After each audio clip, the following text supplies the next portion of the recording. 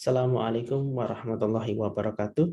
Jumpa lagi dengan saya Dr. Ide Pustaka Setiawan. Kali ini kita akan diskusi terkait komplikasi persalinan, baik mulai dari kala 1 hingga kala 4, dan bagaimana mencegahnya. Nah, terkait komplikasi persalinan ini, saya tidak akan bahas semua sampai detail ya. Saya akan memberikan beberapa hal highlight, saya tekankan pada kondisi-kondisi yang sering terjadi. Contoh misalnya di kala 1 kita akan membicarakan komplikasi persalinan dari CPD, Cephalopelvic Disproportion, yaitu ruptur uterus atau robekan rahim ya. Kemudian persalinan lama atau persalinan macet. Di kala 2 nanti akan kita bahas distosia bau dan asfiksia neonatorum. Di kala 3 kita akan bicarakan komplikasi kala 3, dan di kala 4 kita akan bicarakan shock hemorrhagic. Oke, mari kita bicarakan yang pertama dulu. Nah, ini ada 3 hal yang mempengaruhi persalinan. Yang pertama passage, yang kedua passenger, yang ketiga power. Passage itu apa? Passage itu jalan lahir ya. Jalan lahir misalnya kaitannya dengan panggulnya itu sendiri, apakah ada hambatan atau tidak ya. Misalnya panggul yang sempit tentu kan ada menjadi hambatan begitu. Kemudian misalnya jalan lahirnya itu terhambat oleh kondisi plasenta, letak plasenta yang menutupi jalan lahir. Tentu itu juga salah satu faktor passage ya yang mempengaruhi jalan lahirnya tidak terbuka begitu. Yang kedua adalah passenger. Passenger itu adalah janinnya itu sendiri.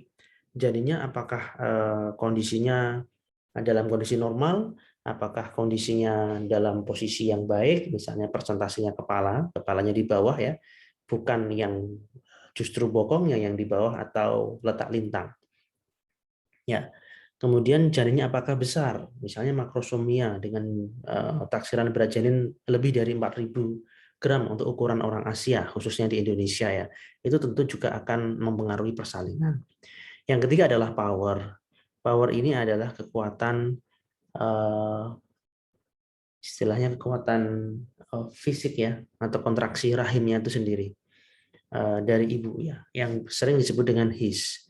Sebenarnya ada lagi yang keempat ya, yang sering disebut adalah psikis ya.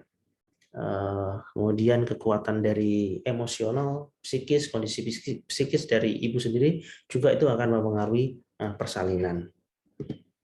Nah, kita akan bahas terkait dengan CPD atau disproporsi cephalopelvic disproporsi. Kalau di dalam bahasa Indonesia sering disebut CPD itu adalah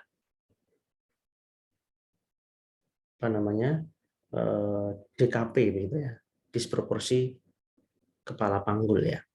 Nah, ini indikasi disproporsi atau disproporsi kepala panggul itu adalah apa ya? Itu adalah sebuah kondisi di mana panggul dan kepala janin ini tidak seimbang.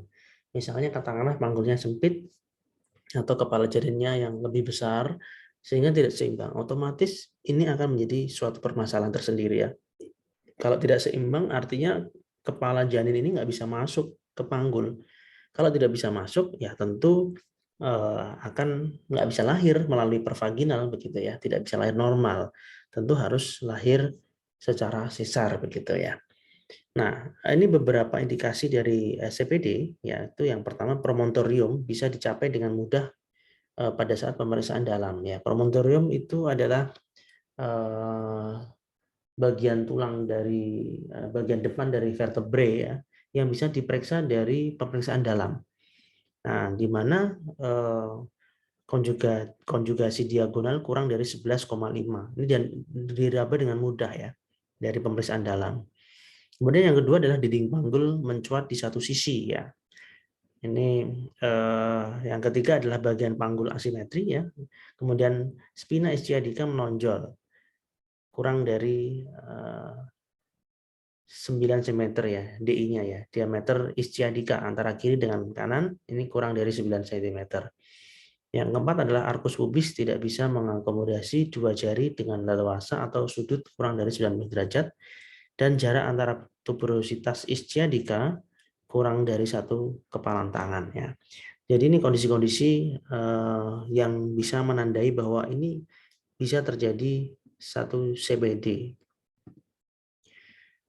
Nah, temuan lain sebagai indikasi CPD adalah dari pemeriksaan abdomen, itu juga apa namanya ya, khususnya pada pemeriksaan Leopold 3, Leopold 4 ya, itu bisa kita cross check juga apakah janinnya bisa masuk panggul atau tidak begitu. Kemudian ukuran janin yang besar ya itu adalah sebuah temuan sebagai indikasi suatu CPD ya. Kemudian kepala janin di atas PAP ini tadi ya yang terkait dengan pemeriksaan abdomen di mana Osborne tesnya ini positif ya. Artinya ketika kita lakukan tes Osborne, kita coba masukkan kepala janin ini ya ke pintu atas panggul, ini ternyata tidak bisa begitu ya.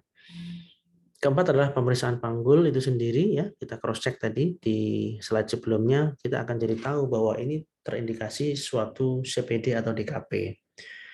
Kemudian ada cervix ya.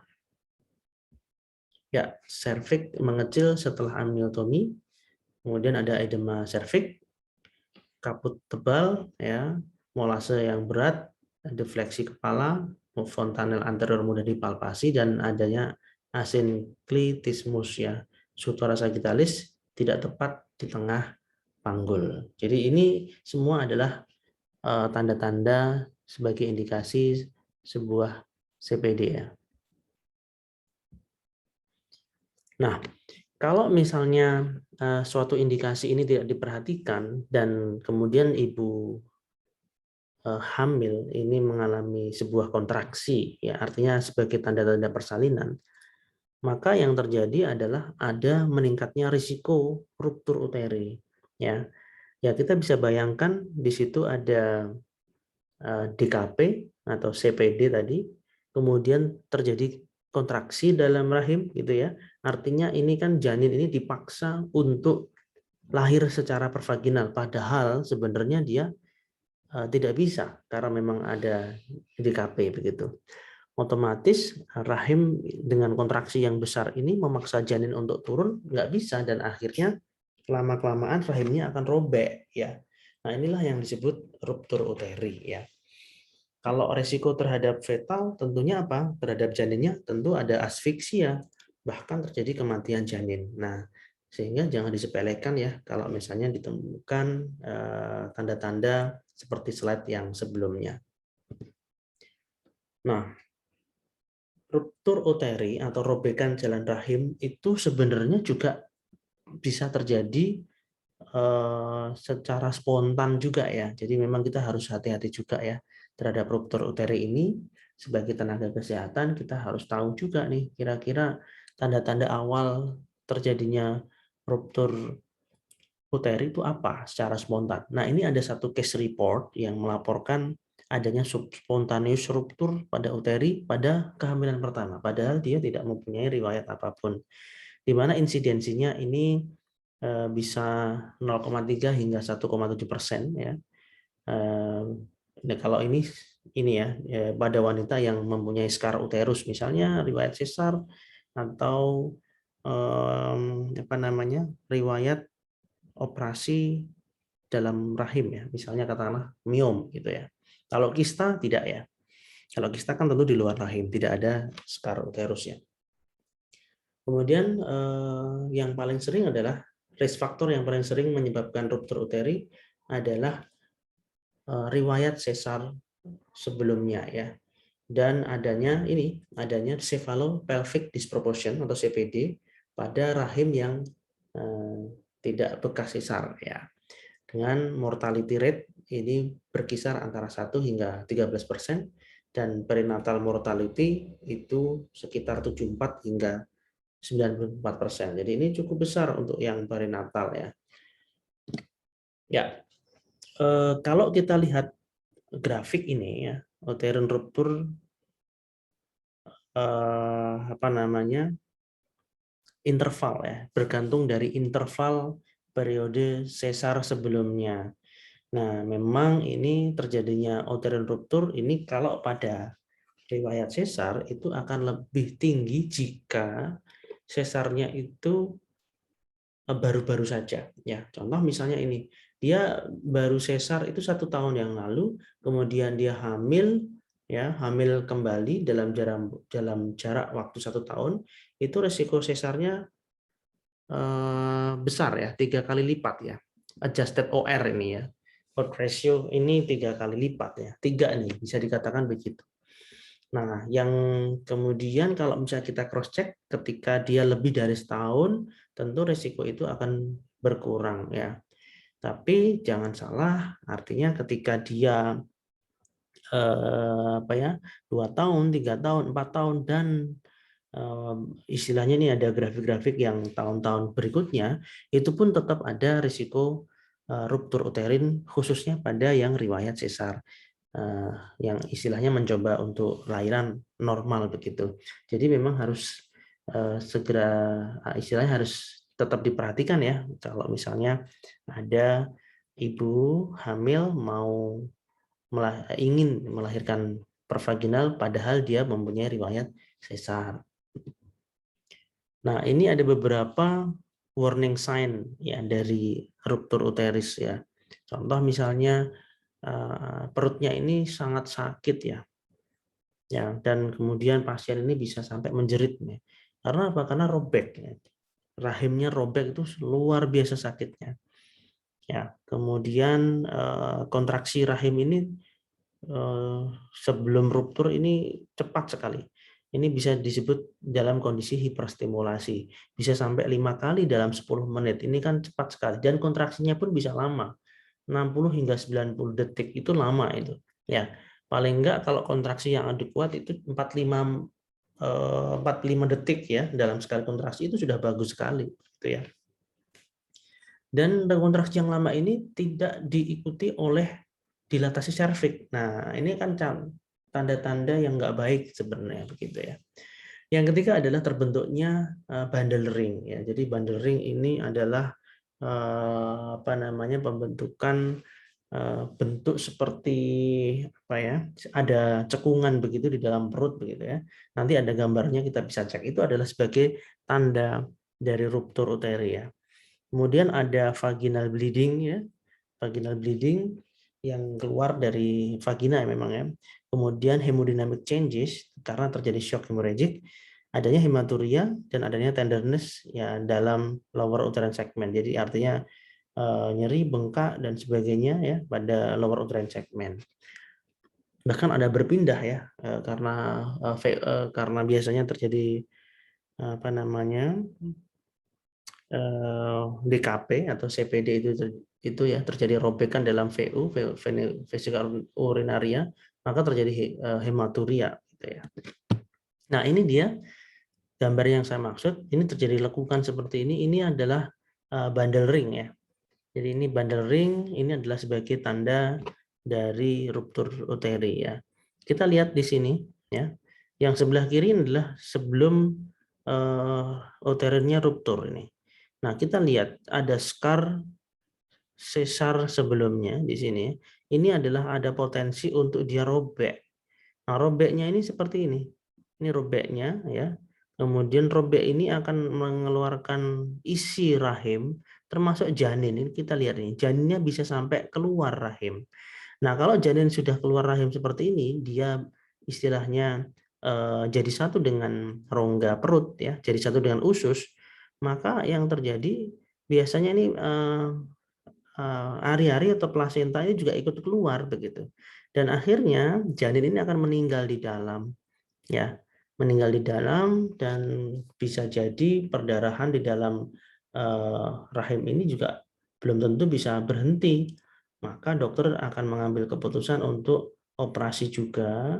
Kondisi ini tidak bisa dilahirkan lewat jalan lahir karena memang janinnya sudah keluar ya. Diambil janinnya ya, kemudian rahimnya pun perdarahannya dihentikan dan tidak sedikit juga kalau misalnya kondisi seperti ini rahimnya bisa diangkat juga begitu ya, karena mungkin tidak bisa di repair ya, direparasi dengan kembali bentuk normal lagi gitu. Nah, kalau kita kaitkan dengan wanita yang ingin ibu hamil yang ingin VBAC begitu ya. Saya pengen lahiran normal setelah sesar. Ya, sebenarnya silahkan, itu ada pilihan ya. Tapi asalkan ada beberapa pertimbangan-pertimbangan yang harus difikirkan oleh dokter ya. Nah, sebenarnya untuk VBAC itu sendiri itu bisa ditawarkan ketika satu janinnya itu tunggal dan presentasi kepala ya dengan usia kehamilan aterm ya atau di atasnya ya, di atas 37 minggu dan mempunyai riwayat satu kali sesar ya. Dengan atau tanpa ada riwayat melahirkan sebelumnya ya. Jadi ini bisa ditawarkan juga. Tapi nggak hanya ini ya syaratnya ya. Nah, ini ada kontraindikasi ya. Kontraindikasi untuk VBAC itu adalah ketika ada riwayat sesarnya yang sebelumnya itu tipenya tipe klasikal cesarean scar, di mana klasikal itu irisan rahimnya itu istilahnya dari atas ke bawah begitu ya, irisan rahim ya, bukan irisan kulit ya, berbeda ya. Kalau irisan rahimnya ini klasikal dari atas ke bawah, tentu risiko rupturnya tinggi gitu ya. Ya, ini ada apa namanya kontraindikasi selanjutnya ya ketika ingin mencoba VBAC. Yang pertama previous klasikal tadi ya, inverted T uterine scar. Yang kedua previous hysterotomy atau myomectomy ya. Jadi operasi-operasi yang melibatkan rahim ya, operasi di rahim contoh ya tadi hysterotomy atau myomectomy gitu ya. Kemudian yang ketiga adalah previous uterine rupture. Jadi memang sudah pernah terjadi ruptur uteri sebelumnya. Nah, ini kontraindikasi. Yang keempat adalah adanya kontraindikasi persalinan ya. Misalnya placenta previa tentu nggak bisa. Kemudian malpresentasi tentu nggak bisa ya. Kemudian yang kelima adalah wanita atau ibu hamil tersebut menolak trial of labor after cesarean dan memilih untuk sesar elektif ya.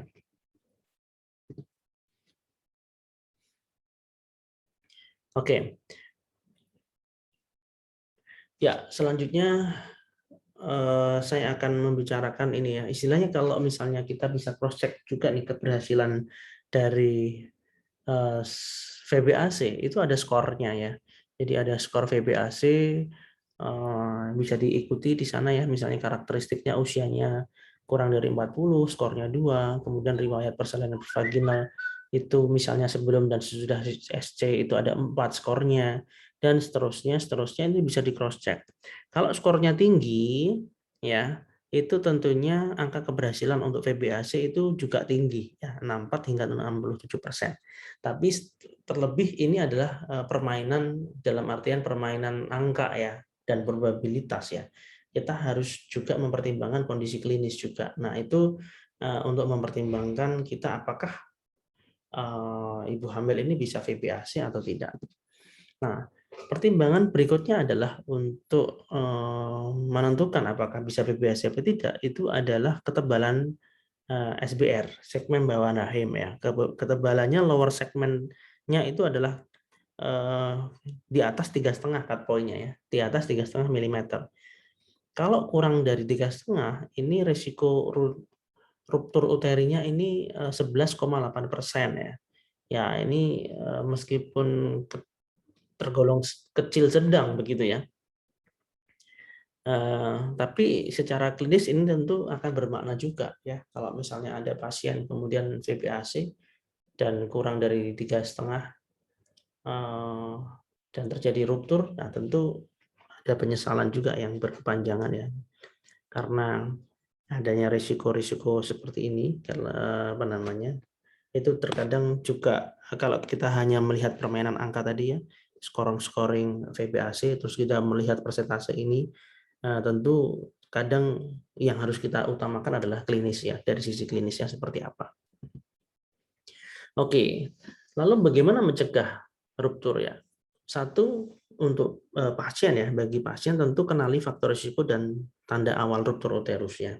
Tadi sudah ada tanda awalnya. Dan untuk pasien tentunya harus ada ANC teratur, harus di cross check nih.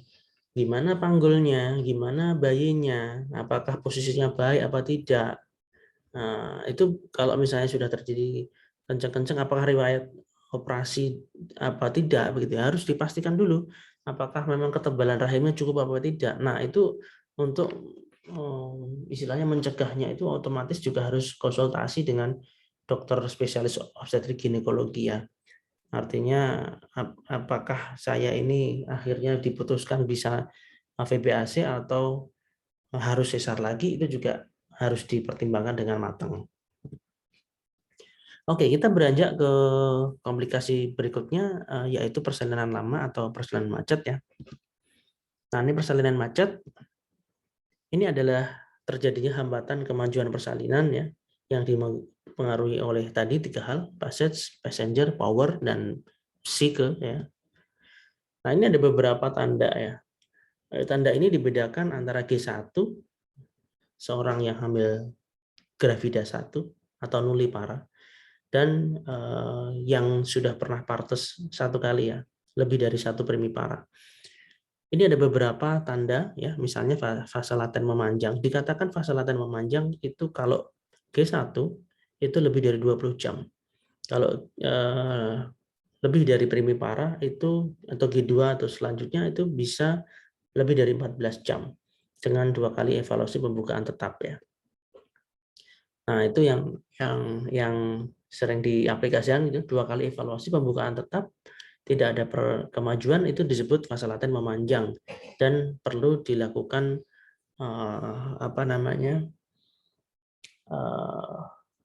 perlu ada tindakan, misalnya diberikan stimulasi dengan diberikan obat-obatan untuk mempercepat persalinan ya. Tanda berikutnya adalah pertambahan dilatasi serviks fase laten ya. Apakah kurang dari 1,2 cm per jam ya, ataukah kurang dari 1,5 cm per jam untuk yang multipara gitu ya. Tanda berikutnya adalah turunnya kepala bayi fase laten ya. Nah, ini per jamnya kurang dari 1 atau kurang dari 2 ya. Berikutnya adalah fase aktif memanjang jika pembukaan tidak bertambah lebih dari 2 jam ya, 1 kali evaluasi 4 jam, pembukaannya tetap. Maka kalau secara partograf ya, maka ini sudah menabrak garis bertindak. Maka saatnya tenaga kesehatan kita harus bertindak begitu ya. Dalam artian apakah sebelumnya tidak bertindak? Ya tentu bertindak, tapi ini adalah menabrak garis sehingga membutuhkan suatu tindakan yang lebih aktif begitu. Berikutnya adalah turunnya bayi fase aktif tidak maju ya. Lebih dari 2 jam, kalau kriteria hamil yang multi adalah lebih dari 1 jam. Berikutnya yang disebut macet kala 2, kala 2 bayi belum lahir gitu ya. Misalnya sudah kala 2 nih bayi belum lahir. Maka cut point-nya untuk yang primi adalah 2 jam, yang sekundi atau multi adalah 1 jam. Untuk kala 3 plasenta belum lahir, ini baik primi maupun sekundi gravida itu lebih dari 30 menit. Ini baru dikatakan macet begitu ya, nggak bisa lahir. Nah, ini tadi yang saya sebutkan sebagai contoh partograf begitu ya. Partograf ini ada 2 garis ya, alert dan action ya. Di mana alert ini diisi ketika pasien ini sudah mencapai kala aktif ya. Dan ketika kala aktif inilah yang harus pengawasannya super ketat ya. Jangan sampai pasien ini terdapat komplikasi ya.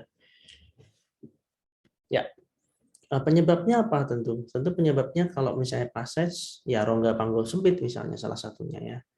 Atau ya tadi misalnya ada plasenta letak rendah atau plasenta previa begitu. Passenger penyebabnya kelainan letak dan posisi janin ya. Kemudian bayi besar misalnya. Power, ibu kelelahan atau dehidrasi, faktor psikis dan kontraksi kurang adekuat ya. Misalnya kandung kemihnya penuh. Nah, lalu tata laksanya apa? Kalau memang rongga panggul sempit terjadi DKP atau CPD yang kita bahas tadi, maka ya tidak ada jalan lain kecuali SC gitu ya.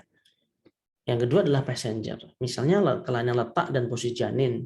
Ya, misalnya katakanlah dia passengernya ini ya di kala 2 ternyata dia nggak bisa nggak bisa lahir secara normal misalnya begitu ya, sudah kala dua kok lama begitu ya, macet begitu ya, apakah kita pertimbangkan vakum ekstraksi, apakah harus forceps ataukah harus sesar begitu. Nah, passenger berikutnya ketika bayi besar di atas 4.000 untuk ukuran Asia, khususnya di Indonesia, maka kita prefer juga untuk menyarankan langsung seksio cesarea ya. Untuk tata laksana power ya dengan ibu kelelahan atau dehidrasi, maka kita berikan rehidrasi. Untuk faktor psikis kita berikan dukungan psikis, dan untuk kontraksi kurang adekuat misalnya kandung kemih penuh, kosongi kandung kemih dan berikan obat stimulasi. Lalu bagaimana mencegahnya? Ya, kita cek dulu tadi ya, misalnya pas serongga panggul sempit, mencegahnya gimana? Ya, kita periksa secara AS secara teratur. Kalau memang dokter sudah memberikan pemeriksaan yang bagus, memberikan data yang komplit, memberikan edukasi, kalau memang harus seksio cesarea, ya maka ikuti saja pemeriksaan dan hasil apa yang dikatakan oleh dokter ya. Terkadang pasien itu masih harus rundingan dengan keluarga besarnya ya untuk memutuskan sesuatu. Dan saya kira itu saat ini sudah harusnya sudah mulai ditinggalkan. Kenapa? Karena pasien sudah mempunyai suami begitu ya, mempunyai tanggung jawab secara hukum dan secara aktif untuk memutuskan begitu. Nah, untuk mencegah passenger yang kelainan letak dan posisi janin, ya, kalau misalnya katakanlah masih lintang atau masih presentasi bokongnya di bawah, tentu hal yang perlu kita edukasikan adalah posisi knee chest ya. Posisi knee chest menungging seperti itu adalah bisa digunakan sebagai salah satu cara usaha untuk memutar posisi ya dari kepala yang tadinya di atas atau di samping, tapi dia kemudian bisa ke bawah. Nah, mencegah kalau passengernya bayi besar, tentu kurangi konsumsi kalori dan selalu cek gula darah teratur ya. Untuk power ya, ibu kelelahan atau dehidrasi, tentu mencegahnya tetap rehidrasi ya, makan minum ya juga komposisi seimbang gizi begitu, kemudian cukup minum juga ya supaya tidak terjadi kelelahan ataupun dehidrasi. Untuk faktor psikis ya tentu harus mengatur kondisi psikis, menerima apa yang ada begitu ya, dan ikhlas dengan tahu jalannya persalinan seperti apa, jadi tahu dia tidak takut begitu ya. Jadi kondisi psikis kalau memang terdukung dengan baik, maka proses persalinan juga akan lebih lancar. Oke, kita bicara berikutnya ya di skala 2. Skala 2 ada satu komplikasi persalinan yaitu distosia bau, dan nanti kita juga akan lanjutkan dengan asfiksia neonatorum. Distosia bau. Distosia bau itu apa? Ini adalah sulit lahirnya bahu janin. Jadi bayi ketika lahir, kepala lahir, tapi bahu ini belum tentu bisa lahir gitu ya. Nah, pada umumnya ini disebabkan oleh deformitas panggul atau ukuran ekstrim tubuh bayi yang menyebabkan kegagalan bahu untuk melipat mengikuti sumbu panggul ya. Insidensinya ini adalah merupakan suatu kegawat darurat obstetri ya, kegagalan untuk melahirkan bahu secara spontan menempatkan ibu dan bayi berisiko untuk terjadinya trauma ya. Dan insiden ini berkisar antara 0,3 hingga 1%. Nah, pada berat badan bayi di atas 4.000 gram, insidennya meningkat menjadi 5 hingga 7%. Dan pada berat badan bayi lebih dari 4.500 gram, insidensinya menjadi meningkat 8 hingga 10% ya terjadinya distosia bau. Faktor risiko jelas satu perang kromosom ya lebih dari 4.000 gram. Taksiran berat janin pada kehamilan ini ya seperti apa? Apakah memang lebih tinggi gitu ya, lebih besar gitu. Kemudian riwayat persalinan dengan bayi makrosomia ini cenderung kalau kakak istilahnya kehamilan sebelumnya kakaknya gitu ya itu bayinya besar, maka persalinan yang kehamilan yang dikandung sekarang ini bisa lebih besar lagi atau bisa besar gitu ya, sama-sama besar gitu. Kemudian ketiga adalah riwayat keluarga dengan makrosomia. Faktor risiko berikutnya adalah DM ya, diabetes gestasional, kemudian multiparitas dan persalinan lewat bulan. Prognosisnya sekarang kalau distosia bau tentu ini ada hal-hal komplikasi yang lain ya kalau misalnya terjadi distosia bau ya. Satu, kompresi tali pusat. Nah, kalau kompresi tali pusat ini kaitannya dengan asfiksia nonatorium dan bisa terjadi kematian janin begitu ya. Kedua adalah kerusakan plexus brachialis. Jadi janin akhirnya bisa lahir, bayi bisa lahir, tapi kemudian plexus brachialisnya nggak bisa itu cedera begitu ya, sehingga tangannya pun akhirnya bisa cacat dalam artian tidak bisa ditekuk, nggak bisa digerakkan begitu ya, jadi bisa lemas begitu janinnya. Kemudian ada Erbs-Duchenne palsy, yaitu kerusakan pada nervus cervical 5 dan 6 ya. Kemudian paralisis Clampe ya, paralisis nervus cervicalis 8 dan thoracalis 1, dan bisa terjadi patah tulang ya, fraktur clavicula, fraktur humeri, terjadi asfiksia janin dan tentunya kematian bayi. Oke, ini misalnya gambar ya, shoulder dystocia, jadi kepala bayi ini bisa lahir tapi janin bangunan nggak bisa lahir. Nah, kalau misalnya kita paksa, kita tidak mengetahui bagaimana cara melahirkan yang benar, kita paksa seperti ini, maka terjadi injury di sini. Di sini bisa putus atau bahkan robek begitu ya di plexus brachialis dan akhirnya menyebabkan janin ini paralisis ya. Artinya satu lengan sebelah kanan atau sebelah kiri begitu ya, itu tidak bisa digerakkan sampai seumur hidupnya. Jadi perbaikannya hanya ya sedikit ya, bisa digerakkan sedikit tapi nggak bisa aktivitas normal seperti orang lain. Pengeluaran umumnya, waspadai distosia bau pada setiap persalinan ya. Memang taksiran berat janin itu mempengaruhi, cuman tidak selalu demikian terjadinya ya. Jadi semua persalinan pun punya risiko untuk terjadinya distosia bau. Ya apalagi yang makrosomia atau bahkan ada lagi yang KPD ya, ketuban pecah dini. Itu juga bisa mempengaruhi terjadinya distosia bau ya. Deteksi dini makrosomia ya, ini perlu dilakukan. Yang ketiga adalah proaktif bedah sesar pada makrosomia. Nah, ini contoh gambar ya dengan distosia bau. Kepala janin lahir itu sudah janin pun sudah sangat membiru begitu ya. Janinnya nggak bisa lahir, baunya nggak bisa lahir. Yang terjadi adalah akhirnya janin ini meninggal di jalan lahir. Nah, untuk melahirkan distosia bau ada beberapa cara. Yang pertama adalah macrobed maneuver ya. Jadi harus dilakukan sebagai pilihan pertama di mana ibu ini diminta untuk posisinya adalah menekukkan kaki ya ke arah kepala ibu gitu ya. Ditekuk, dipegang secara kuat dengan tangan ya. Tangan ibu ya untuk menarik ya. Nah, yang kedua adalah anterior disimpaction ya. Ini dicoba untuk melahirkan bagian depan ya dari janin itu sendiri. Bagian depan posisinya misalnya katakanlah bahu ini ditekan gitu ya dengan Masanti manuver ataupun Rubin manuver. Bedanya apa? Masanti manuver ini ditekan seperti ini ya di bagian anterior dari suprapubis ya. Itu ditekan di mana penekanan ini sebenarnya bukan penekanan pada fundus ya, bukan pada rahimnya, tapi penekanan pada suprapubis ya. Dengan harapan apa? Dengan harapan bau yang di depan, bau di depan dari janin itu dia bisa lepas ya, terlepas dan akhirnya bisa lahir ya. Yang kedua adalah Rubin manuver, di mana ini pendekatannya adalah pendekatan pervaginam ya, dengan jalan membuat meraih janin dari bau dari janin ini untuk adduksi ke antara anterior dari chest ya, dari dada dari janin itu sendiri. Dan ini juga perlu dipertimbangkan untuk episiotomi dan tidak ada juga fundal pressure ya, nggak ada dorongan dari rahim. Berikutnya adalah manuver corkscrew atau woods ya, di mana kalau ini adalah memutar ya, gerakannya memutar seperti itu ya, mulai dari shoulder yang posterior ini diputar dibalik ke shoulder anterior ya, yang anterior jadi posterior. Nah, dengan demikian diharapkan bisa lebih mudah ya lahirnya.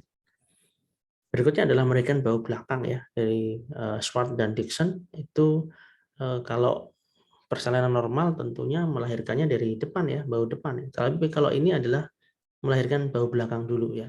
Jadi yang mana dulu yang bisa digunakan untuk merilis adanya distosia, maka itu yang diraih. Ya, kalau yang di Schwartz dan Dixon ini yang diraih adalah yang bau belakang dulu ya. Berikutnya adalah manuver Zaffanelli. Ini jarang terjadi, jarang sekali digunakan ya. Hanya dilakukan apabila persalinan dilakukan di kamar operasi dan kondisi siap seksuosesarea. Jadi bayi dapat diselamatkan apabila tidak terjadi kompresi tali pusat ya. Paling sering digunakan pada SC dan deep transfer arrest. Nah, caranya gimana? Yaitu dengan mengembalikan kepala posisi occiput anterior atau posterior bila kepala janin telah berputar dari posisi tersebut dan memfleksikan kepada bayi dan mendorong masuk kembali ke vagina. Nah, ini ya kelihatannya memang sulit sekali ya. Jadi, tapi ini bisa dicoba. Ternyata Zaffanelli yang mencoba ini. Dan ini syaratnya adalah rahim ini harus relaksasi ya. Untuk merelaksasi ini bisa diberikan terbutaline 250 mg subkutan. Manuver lain yaitu kleidotomi dan simfisiotomi. Jadi itu tindakan dengan sengaja untuk mematahkan tulang ya. Simfisis pubis ataupun kleidotomi itu adalah tulang klavikula ya. Nah, komplikasi distosia ini ada dua, yaitu ibu dan janin ya. Kalau ibu ini bisa terjadi ruptur uteri ya. Terjadi ruptur jalan lahir juga akibat his yang kuat. Ya, khususnya mohon maaf, bukan ruptur uteri ya, ruptur jalan lahir ya. Akibat his yang kuat, sementara kemajuan janin dalam jalan lahir ini tertahan. Dapat mengakibatkan terjadinya fistula karena nekrosis pada jalan lahir. Kemudian di janin ini bisa terjadi kematian janin ya, karena mengalami hipoksia dan perdarahan. Untuk mencegahnya gimana? Nah, untuk mencegah distosia bau, tentu ketika pasien itu periksa ya, untuk mencegah makrosomia tentu cek gula darah dan atur konsumsi makanan berkalori tinggi ya pada ANC ya. Pada multiparitas atur kehamilan tentunya, jangan sampai grande multipara ya, terlalu banyak begitu hamilnya. Yang ketiga adalah persalinan lewat bulan ya. Atur pola makan seimbang gizi dan seimbang kesehatan fisik dan psikis. Baik, kita beranjak ke asphyxia neonatorum ya, sebagai komplikasi persalinan kala 2. Asphyxia neonatorum ini adalah kegagalan nafas secara spontan dan teratur pada saat atau setelah lahir. Di mana asphyxia ini merupakan penyebab utama kematian neonatal. 27% kematian neonatal diakibatkan oleh asphyxia dan angka kematian sekitar 41,94% di RS pusat rujukan provinsi. Jadi ini besar ya. Nah, asphyxia perinatal ini dapat terjadi selama antepartum, intrapartum maupun postpartum. Nah, ini makanya perlu perhatian yang cukup ya.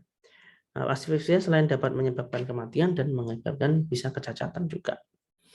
Nah, ada beberapa hal yang menyebabkan asphyxia. Satu, faktor ibu, yaitu kondisi-kondisi ibu yang bisa menginduce adanya asphyxia. Nah, contoh misalnya keadaan ibu yang dapat mengakibatkan aliran darah ibu ke plasenta itu berkurang ya. Sehingga aliran oksigen ke janin juga ikut berkurang. Nah, sehingga menyebabkan gawat janin ya. Contohnya misalnya pada kondisi preeklamsia dan eklamsia, perdarahan antepartum abnormal misalnya plasenta previa dan solplas ya, solusio plasenta, partus lama atau partus macet ya, demam sebelum dan selama persalinan, infeksi berat dan kehamilan lebih bulan ya, lebih dari 42 minggu kehamilan. Faktor bayi itu juga bisa menyebabkan asphyxia ya. Nah, ada beberapa hal yang menyebabkan itu, contoh misalnya bayi kurang bulan atau prematur kurang dari 37 minggu, air ketuban bercampur mekonium, kemudian kelainan kongenital yang memberikan dampak pada pernafasan bayi. Nah, untuk diagnostiknya, untuk anamnesis, ini perlu dicek gangguan atau kesulitan waktu lahir, apakah ada lilitan, apakah ada sungsang, apakah ekstraksi vakum, apakah ekstraksi forceps, dan lain-lain. Apakah lahirnya tidak bernafas atau menangis, atau yang berikutnya adalah air ketuban bercampur mekonium atau tidak. Periksa fisik, ini bayi tidak bernafas atau nafas begap-begap, denyut jantung kurang dari 100 kali per menit ya. Kulit sianosis pucat, tonus otot menurun, dan untuk diagnosis asphyxia tidak perlu menunggu nilai Apgar score ya. Ini ada bagan resusitasi bayi baru lahir ya, di mana bayi baru lahir ini perlu dicek 3 ini ya, apakah kehamilannya cukup bulan, apakah menangis atau bernafas atau tidak megap-megap, apakah tonus otot bayi baik, bayi bergerak aktif ya. Apakah jika bayi tidak cukup bulan dan atau tidak bernafas atau megap-megap dan atau lemas, maka ikuti flowchart yang sebelah kiri. Potong tali pusat dan langkah awal ya.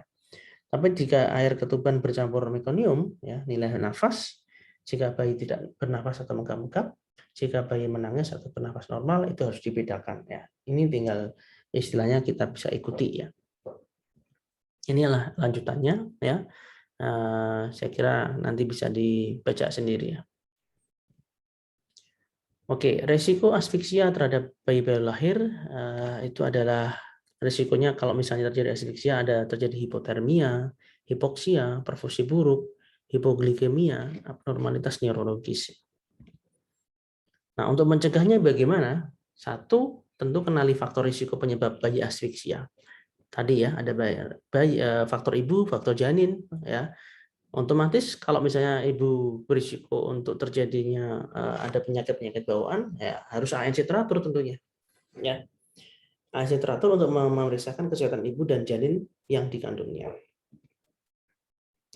Oke, kita lanjut ke kala 3, komplikasi kala 3. Ya, kala 3 ini dimulai dari lahirnya bayi sampai dengan lahirnya plasenta ya. Nah, yang perlu di-highlight di kala 3 ini ada yang disebut MAK3 atau manajemen aktif kala 3. Di mana langkah-langkahnya adalah perlunya dicek injeksi oksitosin 10 intraunit intramuskuler ya, penegangan tali pusat terkendali dan masase uterus. Nah, penegangan tali pusat terkendali di sini itu yang sering salah adalah bukan penegangan yang dilakukan tapi penarikan. Nah, ini salah nih. Kalau kemudian ditarik ya dan kemudian plasenta itu sebenarnya belum mau lepas, maka yang terjadi adalah justru lepasnya plasenta ini tidak komplit begitu ya.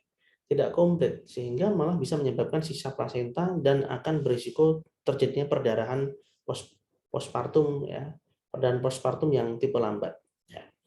Atau penarikan ini bisa juga menyebabkan inversio uteri. Jadi rahimnya terbalik ya, keluar rahimnya terbalik begitu kemudian keluar dan itu bisa menyebabkan perdarahan yang hebat ya, PPH, postpartum hemorrhage. Nah, untuk komplikasi MAK3 ya, injeksi oksitosin 10 IU/IM ya. Kontraksi uterus tidak begitu kuat ya. Retensi plasenta tidak lahir sampai dengan 30 menit. Kemudian atonia uteri bisa menyebabkan PPH primer dan bisa terjadi retensi sisa plasenta bisa menyebabkan PPH sekunder ya. Penegangan tali pusat terkendali, penarikan aktif ini bisa inversio uteri dan bisa terjadi PPH primer. Masase uterus jika tidak dilakukan maka terjadi atonia uteri.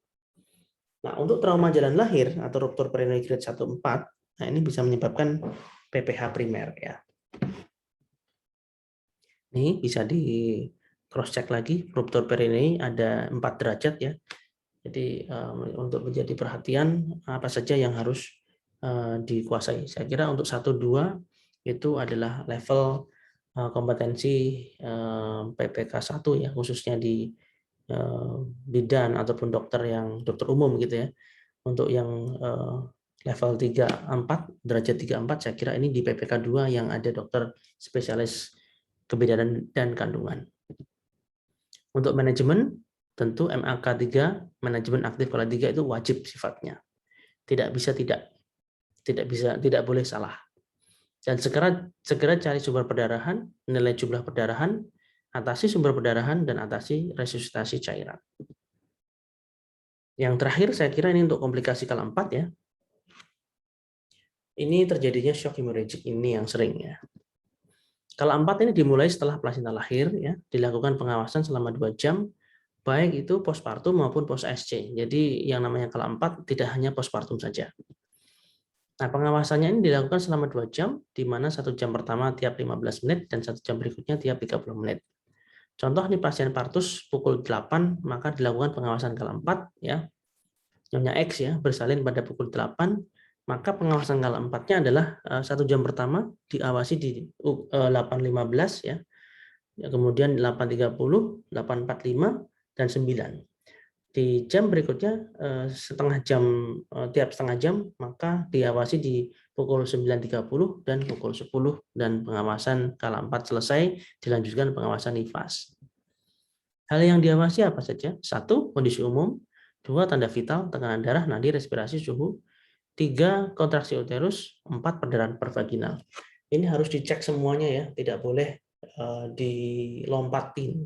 Tidak boleh hanya cross check kontraksi uterus berarti baik begitu ya. Berarti terus tidak boleh juga kemudian tidak mengecek perdarahan pervaginal. Bisa jadi pada awal-awal kontraksi uterus yang baik, tapi sudah terjadi perdarahan pervaginal. Misalnya katakanlah perdarahannya itu bukan terkait atonia uteri, misalnya terkait dengan ruptur porsio atau ruptur serviks. Nah, tentu itu sudah terjadi perdarahan. Maka hal yang harus diawasi ini tidak boleh terlewat satupun. Komplikasinya tentu PPH primer oleh karena atonia uteri, dan tata laksananya atasi 2 keterlambatan penanganan ya. 1. Keterlambatan mengenali perdarahan PPH sehingga terjadi keterlambatan mengoreksi hipovolemia akibat perdarahan. Yang kedua, keterlambatan mengontrol perdarahan sehingga terlambat dalam meresusitasi adanya shock hemorrhagic.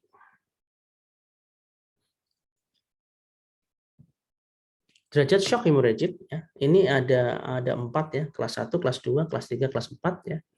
Di mana kelas 1 ini adalah perdarahannya hilang 750 ml, kelas 2 750 sampai 1500, kelas 3 1500 sampai 2000, kelas 4 lebih dari 2000. Untuk mengetahui pasien ini masuk ke dalam perdarahan shock hemorrhagic yang tipe berapa, sebenarnya yang bisa di cross check adalah kehilangan darahnya, bisa diukur, diestimasi. Yang paling cepat lagi adalah denyut nadi. Jadi denyut nadi ini bisa merupakan tanda yang sensitif terhadap kenaikan kelas ini ya. Jadi kalau denyut nadinya 130 tentu ini sudah masuk dalam kelas 3 gitu ya. Untuk yang lain-lain bisa untuk mengikuti. Nah, yang penting lagi adalah di sini cairan pengganti ya. Kalau derajat 1 dan derajat 2, kelas 1 kelas 2, maka kristaloid nih yang bisa mengganti. Tapi di kelas 3 maka harus ada komponen darah, dan kelas 4 pun demikian. Nah, kalau misalnya sekarang kita diminta untuk memanage ada perdarahan postpartum, kalau misalnya tegak begitu ya, terjadi perdarahan postpartum, artinya sudah ada perdarahan, kalau kita hitung estimasinya adalah lebih dari 500 ml, maka hal pertama kita harus tetapkan satu leader. Siapa yang menjadi leader untuk melakukan instruksi resusitasi cairan? Ya. Yang kedua, sebelum resusitasi cairan ini jangan lupa juga call for help leader ini yang akan menangani ya. Minta bantuan dulu untuk resusitasi cairan supaya tidak terjadi shock. Resusitasi cairan dengan cara apa? Ya pasang infus 2 jalur, dan jangan lupakan pasang kateter dan oksigen ya, satu paket itu ya. Setelah pasang infus 2 jalur, maka resusitasinya itu resusitasi cairan itu dibuat yang cepat ya. 1000 ml masuk ya. 1000 ml RL masuk dalam waktu 15 menit. Itu harapannya seperti itu yang diinstruksikan. Kemudian selebihnya akan dikejar ya, defisit cairan keluarnya akan dikejar berikutnya. Lalu cari sumber atau penyebab perdarahannya. Nah, ini cari sumber perdarahan, ini ada 4 ya faktor yang mempengaruhi: tonus, trauma, tisu, trombin ya. Untuk tonus obatnya ini saya berikan panah ke atas, ini artinya begini. Yang mayoritas memang tonus menyebabkan atonia uteri, tapi kemudian trauma, tisu, trombin. Trauma ini bukan trauma psikis ya, tapi perlukaan di jalan lahir ya, trauma karena adanya proses persalinan ya. Nah, saya kembali. Jika trauma tisu trombin ini tidak diobati, maka dia juga bisa menyebabkan tonusnya juga jelek. Jadi itulah yang disebut hipotonia sekunder atau PPH sekunder ya. Kalau yang primer memang penyebabnya adalah tonus ya, atonia primer begitu ya. Kemudian atonia sekunder adalah atonia yang terjadi karena trauma tisu dan trombin. Ya. Nah, untuk pengobatannya tentu akan berbeda-beda. Yang pertama uterotonik ya, kalau tonus oksitosin, metergin, misoprostol ya harus dimasukkan. Kemudian masase uterus, KBI, kompresi bimanual internal, KBE, kompresi beam manual eksternal, bahkan sampai balon kateter, dan harus dirujuk ketika Anda bekerja di PPK 1. Untuk trauma perlu di hecting ya, ataupun perlu misalnya ada ruptur uteri, susah hecting, cukup di clamp ovarium ya. Kemudian kalau tisu maka perlu dievakuasi, apakah itu dengan eksplorasi uterus, apakah itu dengan kuretase. Kemudian faktor trombin itu perlu diberikan obat-obatan transamin ya. Nah, untuk lebih lanjut, lebih jelasnya tentang uterotonik dan sebagainya, massase KBI KBE, berapa dosis oksitosin, berapa dosis metergin, misoprostol, itu saya akan berikan link ya di bawah video ini. Itu nanti akan menuju khusus pada perdarahan postpartum ya, di mana di situ ada rekaman ketika saya memberikan webinar begitu tentang perdarahan postpartum, bagaimana cara menghitung perdarahannya itu sendiri, ya, mengestimasi perdarahannya, kemudian memanajemen seperti apa itu khusus ya. Jadi silahkan bisa cross check di link deskripsi di bawah ini. Ya, saya kira demikian apa yang bisa saya sampaikan pada sharing kali ini. Semoga bermanfaat. Wassalamualaikum warahmatullahi wabarakatuh.